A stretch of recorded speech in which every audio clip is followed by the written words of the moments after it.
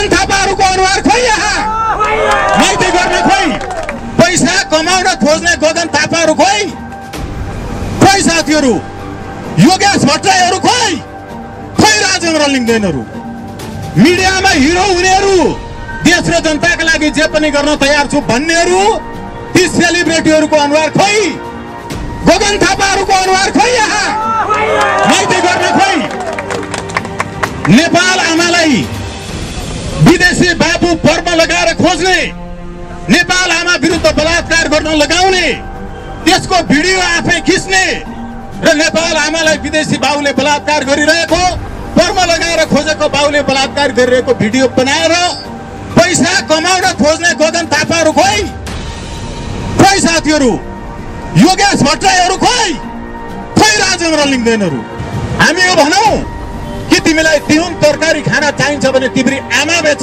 हामी यो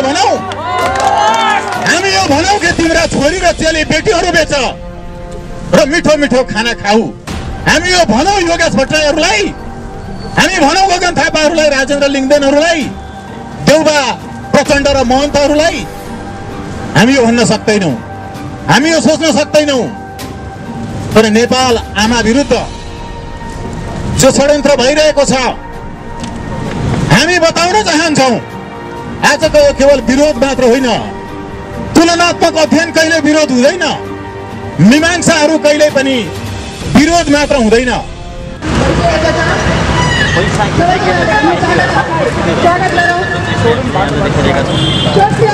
स्वागत सर केही समय थोरै कुराकानी गरौँ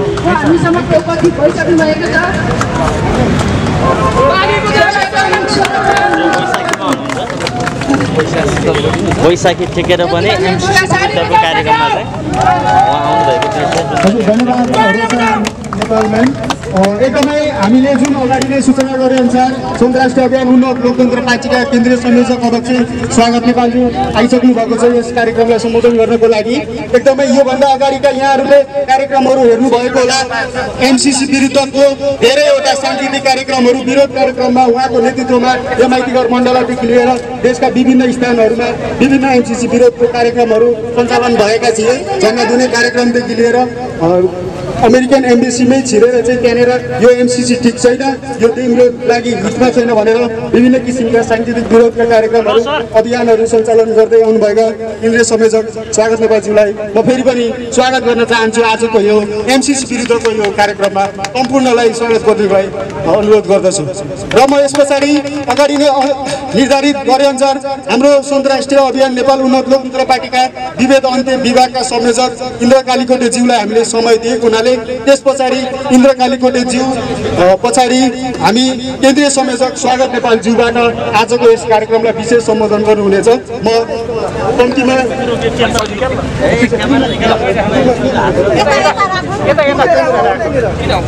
इन्द्र कालीकोटेज्यूलाई छोटोमा 3 मिनट राखिदिनु हुनको लागि अनुरोध गर्छु।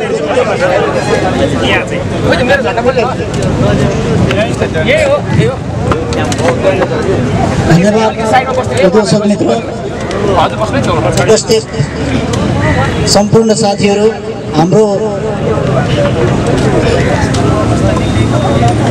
उन्नत लोकतन्त्र पार्टीका अध्यक्ष साथी अधिवक्ता स्वागत नेपाल लगायत स्वतन्त्र राष्ट्रिय अभियानका संयोजक तथा उपस्थित सम्पूर्ण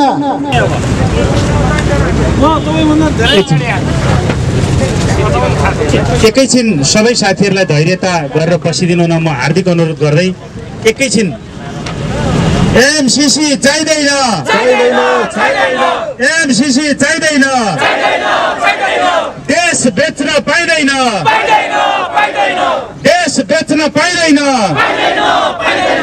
देश बेच्न पाइँदैन राष्ट्रघातीहरू होशियार राष्ट्रघातीहरू होशियार। पार्टीका अध्यक्ष स्वागत नेपालज्यूलाई माइक्रोफोन हस्तान्तरण गर्न चाहन्छु। धन्यवाद दुर्गाजी।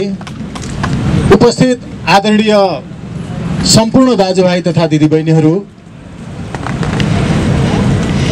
अहिले भर्खरै यही बाटो भएर होली वाइनहरूको एउटा जुलुस गयो। अहिले भर्खरै एउटा होली वाइनहरूको जुलुस गयो यही बाटो भएर, जहाँ अनेरास बिउ, जहाँ प्रहरी सङ्घका विद्यार्थी र युवा साथीहरू थिए।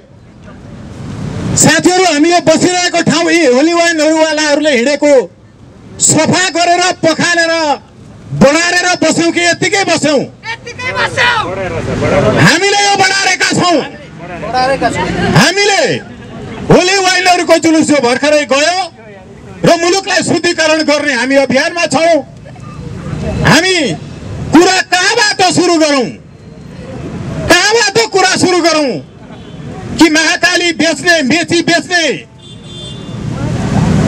एमाले तत्कालीन माले पार्टीको भ्रातृ विद्यार्थी संगठन अनेरास बिउका नेताहरूको विगतबाट सुरु गरौँ कि कहाँबाट सुरु गरौँ? नेपाल आमा बेच्ने, साक्षी किनाराका सदर हुने, नेवी सङ्घका युवा भन्ने, तरुण दलका युवा भन्ने तिनको कलङ्कित इतिहासबाट सुरु गरौँ कि कहाँबाट गरौँ? कुरा कहाँबाट सुरु गरौँ? साथीहरू, राप्रवि सङ्घ भन्ने, राष्ट्रिय प्रजातन्त्र युवक सङ्गठन भन्ने, नेपाल आमालाई बेच्ने, तिनको साक्षी बन्ने, तिनका तलुवा चाट्ने युवा विद्यार्थी सङ्गठनको कुरा गरौँ कि कहाँबाट गरौँ? लाज लागिरहेको छ अहिले भर्खर यहाँबाट मोटरसाइकलमा जाने होली वाइनको जुलुस देखेर। यहाँ आएर म हेरिरहेको थिएँ, मिडियामा हिरो हुनेहरू, देश र जनताका लागि जे पनि गर्न तयार छु भन्नेहरू, ती सेलिब्रेटीहरूको अनुहार खोइ, गगन थापाहरूको अनुहार खोइ, यहाँ माइती गर्न खोइ।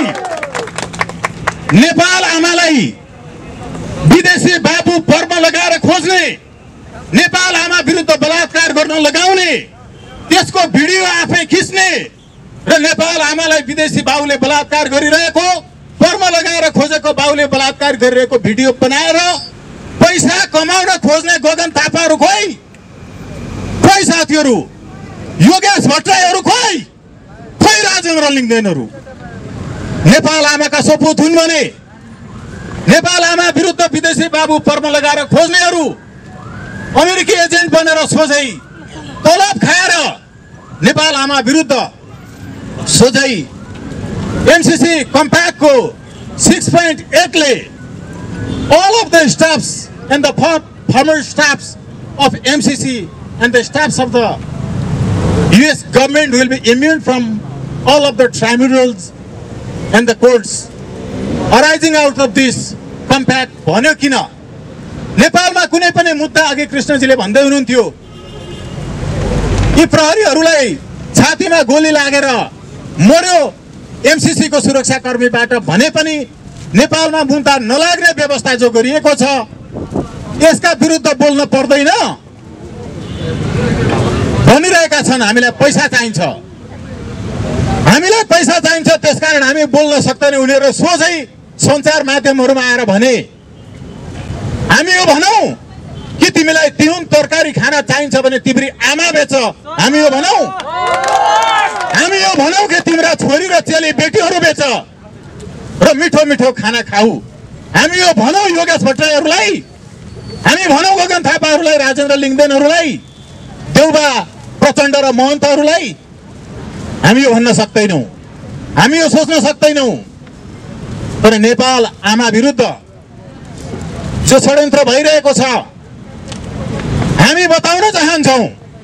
आजको यो केवल विरोध मात्र होइन, तुलनात्मक अध्ययन कहिले विरोध हुँदैन, मीमांसाहरू कहिले पनि विरोध मात्र हुँदैन, तथ्यको प्रस्तुतिकरण विरोध हुँदैन, सत्य सत्य हुन्छ, त्यो विरोध हुँदैन। हामीले देखाइरहेका छौं, हामीले भनिरहेका छौं, you have to go through the report that was publicized, televised by Donald Trump in 2017. It clearly mentions that कि इन्डो-पेसिफिक अन्तर्गत हामीले एमसीसी मा रकम पठाइरहेका छौं। म हेर्न आग्रह गर्छु 2017 को रिपोर्ट को पेज नम्बर 4 र 21। म हेर्न आग्रह गर्छु 2019 को इन्डो-पेसिफिक रिपोर्ट को पेज नम्बर 38 जहाँ इन्डो पेसिफिक अन्तर्गत राखिएको छ नेपाल र श्रीलङ्कालाई जो रिसेन्टली एडेड कन्ट्रीहरू हुन् भनेर भनिएको छ। बुझाउन चाहन्छु उनीहरूलाई, बुझ्दैनन् अङ्ग्रेजी भाषा भने कि एमसीसी को 5A शेड्युलले के भनेको छ। The report has to be submitted to the MCC in consent of the government of the India. किन भनियो कि इन्डियाको कन्सेन्टमा, इन्डियाको सम्मतिमा नेपालको रिपोर्ट एमसीसीलाई बुझाइनु पर्छ। उनीहरूले भने, मैले सुने एक दुईवटा कार्यक्रमहरूमा म पनि सँगै बसेको छु, यहाँहरूले हेर्नुभएको हुनसक्छ, अहिले पनि छन् युट्युबहरूमा। डाक्टर महतहरूसँगको सँगै छलफलमा बसेको छु। उहाँहरूले बताउनु भयो कि यो एमसीसी मार्फत हामीले उत्पादन गर्ने जलविद्युत जो जल ऊर्जा छ, यो ऊर्जा इन्डियाले किन्ने भएको कारणले हामीले इन्डियाको सम्मतिमा मात्रै बुझाउन सक्छौँ, उसलाई सोध्नुपर्छ। धान फलाउने हामी, कोदो मकै फलाउने हामी, हामीले धान फलाइसकेपछि मेरो धान कतिमा किन्छस् हामीले गएर सोध्नुपर्ने व्यापारीलाई।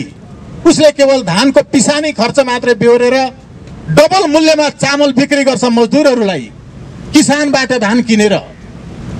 उत्पादन गर्ने हामी, हामीले कति चास जोत्यौँ, हामीले कति हल गोरु प्रयोग गर्यौँ, हाम्रो कति रगत पसिना र आँसु बग्यो, हामीले कति डल्ले ठोले डल्ले टाहरू फुटायौँ, हामीले कति पटक बाउसे गर्यौँ, हामीले कति पटक मल्लिडोहरू त्यहाँबाट झारेर त्यहाँबाट निकालेर गोडेर धानलाई त्यति फल्न सक्ने बनायौँ।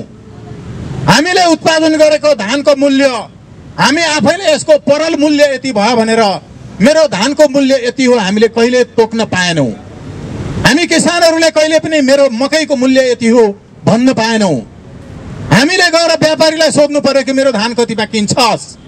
यो नेपालको परम्परागत बजार प्रणाली स्वर्णिम वाग्ले भन्ने विदेशी डाक्टरहरू जो अहिले युएन लाइन एजेन्सीमा छन्, जो अहिले डा अगाडि लेख्ने डाकाहरू छन्, यिनीहरूले कि महतहरूले यो परम्परागत नेपालको कृषि प्रणाली, कृषि बजार प्रणाली, उत्पादन हामीले गरिसकेपछि मूल्य किन्न जो तयार भएको छ व्यापारी उसलाई सोध्न जानुपर्ने प्रणाली यिनको दिमागबाट हट्न सकेन।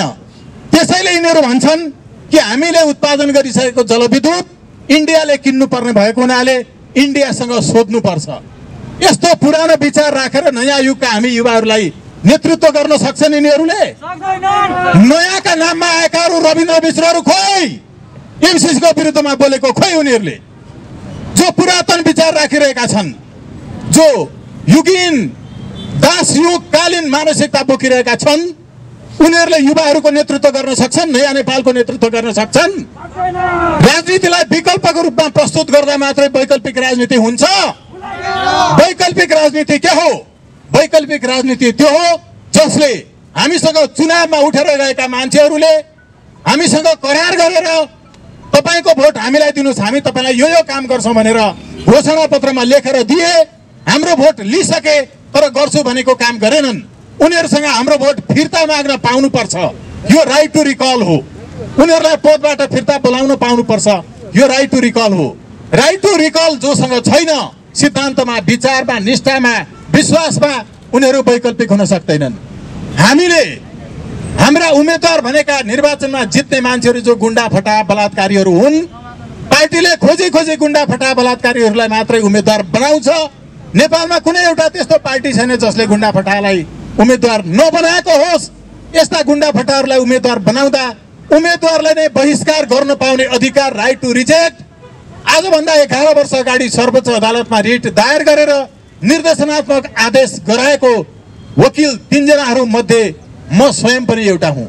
स्वतन्त्र राष्ट्रिय अभियानले त्यति बेला उठाएको आवाजसँगै आवाज उठाएर रिट दायर गर्नुहुने आदरणीय अधिवक्ता भाइराजा राईज्यू जो आज हामीसँग हुनुहुन्न, जोसँग सर्वोच्च अदालतमा कयौं पटक हामीले बहस गरेर हामीले कयौं पटक सर्वोच्च अदालतको तत्कालीन प्रधान न्यायाधीश कल्याण श्रेष्ठज्यूको इजलासबाट राइट टु रिजेक्ट यो मुलुकका जनताहरूले वास्तवमा प्रजातन्त्रको लोकतन्त्रको अभ्यास गर्न पाएन।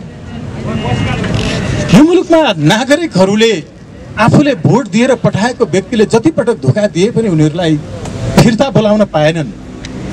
सर्वोच्च अदालतले हामीले 11 वर्ष अगाडि दायर गरेको रिटमा भाइराजा राईज्यू जो हुनुहुन्थ्यो, जसको भर्खरै निधन भयो, म भावपूर्ण रूपमा श्रद्धाञ्जली व्यक्त गर्न चाहन्छु।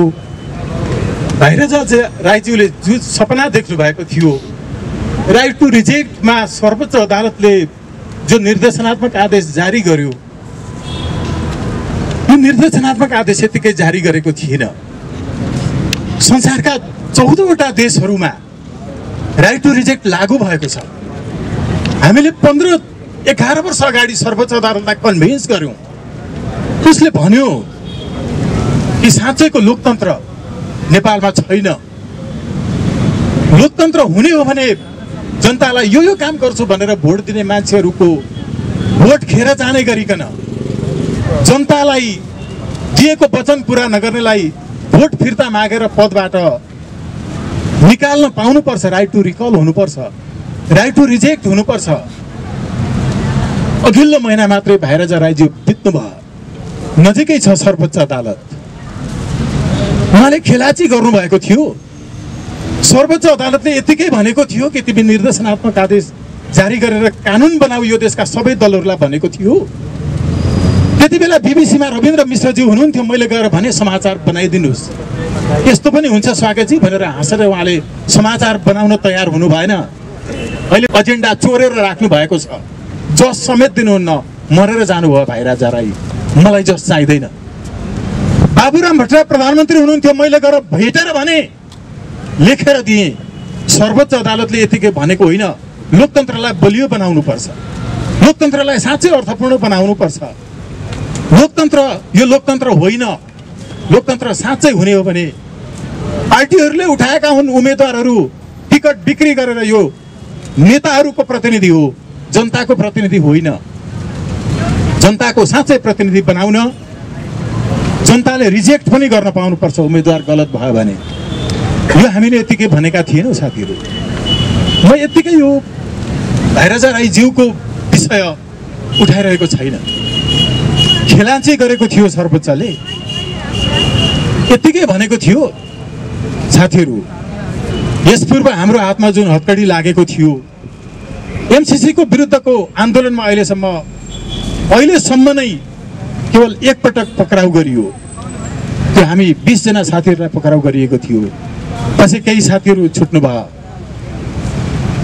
सन्तोषजी अगाडि उभिरहनु भएको छ, हाम्रो आङ्गेली माइलाजी उभिरहनु भएको छ, हाम्रो सन्तोष पौडेलजी नै पनि हुनुहुन्छ, कृष्णजी हुनुहुन्छ, धेरै साथीहरू हुनुहुन्छ। म अहिले नाम छुटाएकोमा माफी दिनुहोला। यो मुलुकमा हामीले पनि यो आँखामा पट्टी बाँधेर यो व्यवस्था ल्याउनका लागि आर्मीले हामीलाई पानी भित्र हालेर अन भएको हिटरमा पिसाब गर्न लगाएर, यद्यपि हामीले त्यति बेला कुनै पार्टीको सदस्य नभइकन स्वतन्त्र रूपमा नागरिकहरूको तर्फबाट आवाज उठाउँदै आएका थियौँ। हामीलाई आर्मीले लगेर चाहिँ म सँगसँगै पूर्णविराम कविजी हुनुहुन्छ, नवीन विभास पत्रकार हुनुहुन्छ, एकै चरणमा सँगसँगै लगेर जसरी थुनेको थियो। यो व्यवस्था यति घिनलाग्दो व्यवस्था, विदेशीहरूलाई नेपाल आमाको छातीमाथि परेड खेल्न छुट दिने व्यवस्था यो ल्याउनका लागि थिएन। सर्वोच्च अदालत अगाडिको यो माइती घर मण्डलामा हामी यो संकल्पका साथ कयौं वर्षदेखि उभिरहेका छौं। यो देशमा राइट टु रिकल लागू हुन्छ हुन्छ हुन्छ, राइट टु रिजेक्ट लागू कुनै पनि हालतमा भएर छोड्छ। हामी यसको लागि कुनै पनि हालतमा सबै मूल्यहरू चुकाउन तयार छौं। मकैको बोट 3 महिनामा अर्को जेनेरेसन एउटा घोगो फलाएर मर्छ। सालको बोट 3 वर्षमा कत्रो हुन्छ?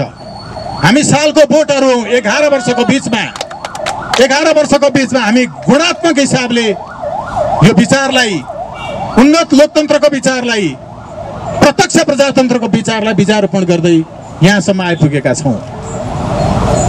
साथीहरू, म विनम्रतापूर्वक आग्रह गर्छु एउटा कुरा अन्त्यमा कि जर्मनीमा जन्मिएको मार्क्सको नाममा खुलेको पार्टी मार्क्सवादी नामैले नेपालवादी हुन्छ कि हुँदैन? रसियामा जन्मिएको लेनिनको नाममा खुलेको लेनिनवादी नेपालवादी हो कि होइन?